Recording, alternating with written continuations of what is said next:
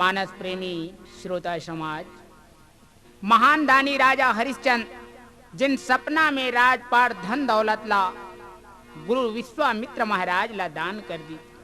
बड़े बिहनिया ले विश्वामित्र महाराज हेतेन राजा हरिश्चंद्र के पास पहुंच के कहे राजन वो दान करे तेला दौना। राजा हरिश्चंद्र हेतेन राजपाट धन दौलत सबो ला सौंप दी। दान तो होगी पर दक्षिणा बाजगी। राजा हरिश्चंद्र हेतेन राजमहल की तरफ प्रवेश करत रहा। उही समय गुरु विश्वामित्र महाराज हेतेन कहे राजन सब चीज तो मोला दान कर चुके पर भीतर किसे जात हो?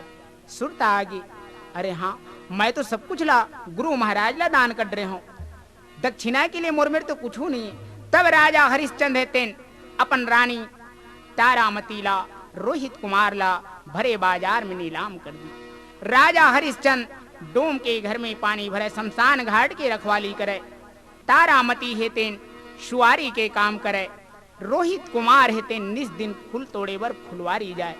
एक दिन फूल तोड़त स्थिति में काली नाग हेतेन रोहित कुमार ला डस देते। ओकर संगवारी मनाए कि जब रानी तारा ला बताते रानी तारा हेतेन बिलकत चिल्लावत जैसे रोहित कुमार के पास जाए बर निकलते। आगू में मालकी नाग खड़ा हो जाते, कहे तारा तय कहाँ जात? ये काम बुदा हो नहीं हो जात कहाँ चते? कहे मालकिन मैं का बताऊं मालकिन आज मोर रोहित कुमार ला काली नाग डस दे इलई का मना की मुला बताओ थे। मैं अपन बेटा के पास में जाता हूँ। कहे तारा जब तक ये काम पूरा नहीं हुई तब तक तय नहीं जा सकत। रानी तारा तेरे रोवत रोवत काम बुता ला निपटा के जब अपन बेटा के पास में पहुंचते, फुलवारी में पहुंचते, कफन भर कपड़ा नहीं रहा है भाई। अपन साड़ी के आंचल ला फाड़ के कफन के कपड़ा बने और बेटा की लाश ला पकड़ की रानी तारा तेन मशान घाट की तरफ चली। जब शमशान घाट में पहुंची तब राजा हरिश्चंद्र तेन पहुंच गए जिन डोम के घर में रखवाली करत रहा, मसान गड्ढा के रखवाली करत रहा। कहे भाई तय कैसे बगैर अनुमति के बगैर कर पटाए टैक्स पटाए तय इलाज ला दफनावत है? कहे स्वामी आज हमर एक जन बेटा जेल ला काली नाग डस दी। स्वामी हमर बेटा है तेरे हमला छोड़ के चल दी। तय कर के बात करत मोर मेरे कफन के कपड़ा नहीं मैं साड़ी के आंचल लफाड़ के कफन बनाया मोर मेरे तो कोई चीज नहीं मैं दो तो दो का। कहे तारा जब तक तय कर नहीं पढ़ावे तब तक मैं ये लाश ला दफनावन नहीं दऊं। कहे स्वामी का तोर बेटा बर तुला दया नहीं? कहे तारा मैं तो डोम के नाव कर रहा हूँ अभी तो मोर मैं कुछ नहीं, ना तो मोर बेटा है ना मोर नारी है ना मोर स्त्री कोई नहीं है। मैं तो डोम के नाव कर रहा हूँ जब तक तक कर नहीं पटावे तारा तब तक मैं ये लाश ला दफनावन नहीं दूं। आखिर रानी तारा है तेन भाई कर पटाए खातिर बर फिर अपन वही साड़ी की या चल्ला फाड़ के कर जब पटाई वही समय गुरु विश्वामित्र महाराज तेन प्रकट हो गए। कहे हरिश्चंद्र वास्तविक में तोर जैसे सत्यवादी तोर जैसे दानी संसार में कोई दानी नहीं है। हरिश्चंद्र तोर जैसे दानी कोई दानी नहीं है। उतके टाइम रोहित कुमार हेतेन जग जथे निद्रा अवस्था से राजा हरिश्चंद्र हेतेन राजपाट धन दौलत ला फिर से प्राप्त कर लेते।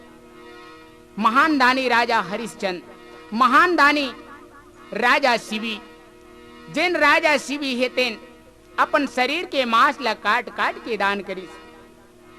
राजा इंद्र ला बहुत जल्दी डर होते भय होते काबर कोनो यज्ञ करके कोनो तप करके कोनो दान करके मोर इंद्रासन ला छीन मत लगी के। जब राजा शिवी के दान के महानता ला सुनी तो राजा इंद्र हेतेन अग्नि देवता में रहा के कहे अग्नि एक काम करना है कि थे का काम? राजा शिवी के परीक्षा लेना है। तो मैं क्या करूं भाई?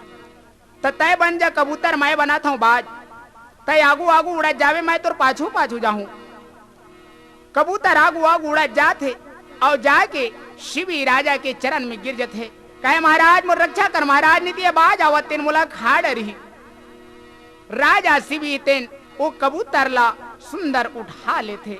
कहे कबूतर अब तो ला कोई नहीं खा सके। जैसे ओला बचाते उसने बाज महाराज तेन पहुंच जाते। कहे महाराज मैं 3 दिन के ठाड़ लांगन हूं महाराज, आज एक टन भोजन मिले रही तेल लत्ता बचावत है मैं मर जाऊं। कहे बाज कहू नहीं मरज भैया तुला मांस चाहिए ना?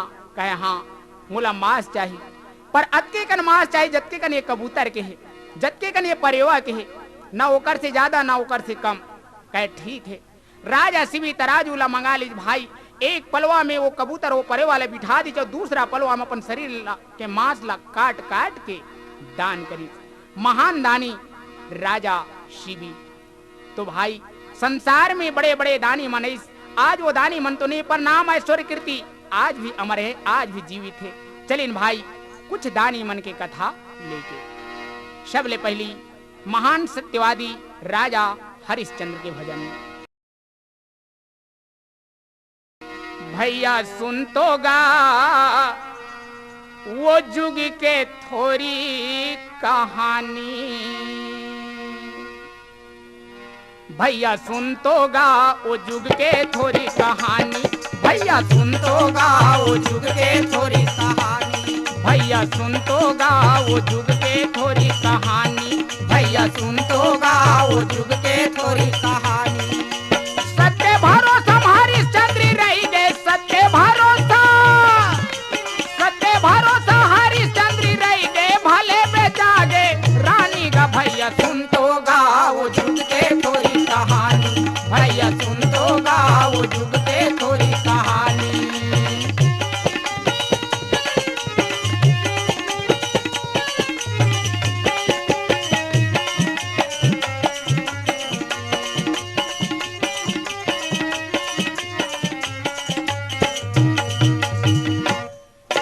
राजपाट यौ धन दौलत ला दान में दे दिस पूरा, गुरु दक्षिणा दे नहीं पाई जम्मू हो गए अधूरा, गुरु दक्षिणा दे नहीं पाई जम्मू हो गए अधूरा। मने मन राजा हरिश्चंद्र सोचित, मने मन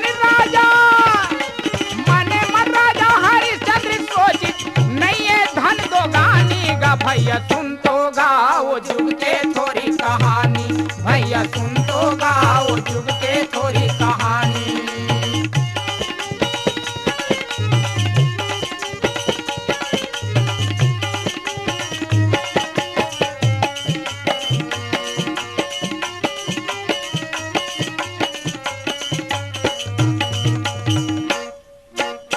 कैसे देवों दान गुरुला राजा मन माठानी, रोहित अवतारा रानी ला भरे बाजार मालानी, रोहित अवतारा रानी ला भरे बाजार मलानी।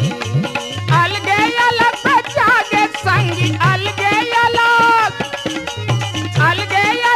जागे संगी, वो मन तीनों परानी गा। भैया सुन तो गा वो जुग के थोड़ी कहानी, भैया सुन तो गा वो जुग के थोड़ी कहानी।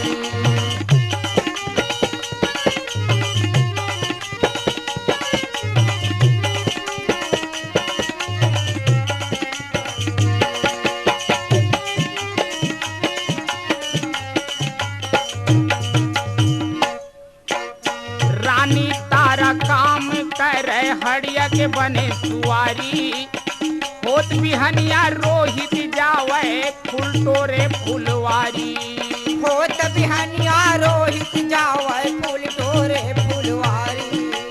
संझा बिहनिया हरिश्चंद्र हर संझा बिहनिया हरिश्चंद्र हर डोम के घर भरे पानी गा। भैया सुन तो गा वो जुग के थोड़ी कहानी, भैया सुन तो गा वो जुग के थोड़ी कहानी।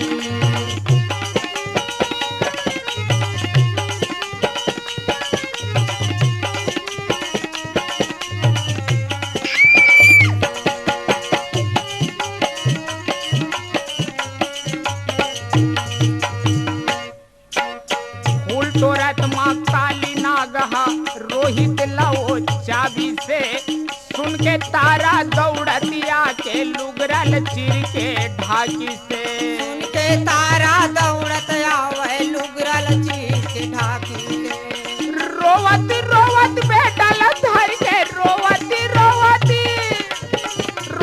रोवत बेटल धर के मरघट करे चलानी गा। भैया सुन तो गाओ जुग के थोड़ी कहानी, भैया सुन तो गाओ जुग के थोड़ी कहानी।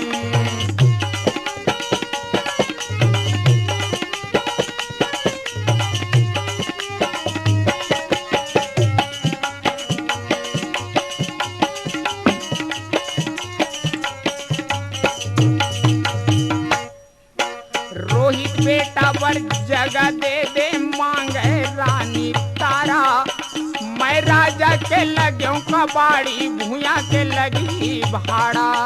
मैं राजा के लगे कबाड़ी भूया के लगी भाड़ा।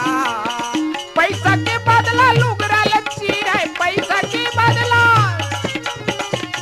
बदला लुगरा लच्ची रहे रोवे दोनों परानी गा। भैया सुन तो गाओ जुग के थोड़ी कहानी, भैया सुन तो गाओ जुग के थोड़ी कहानी।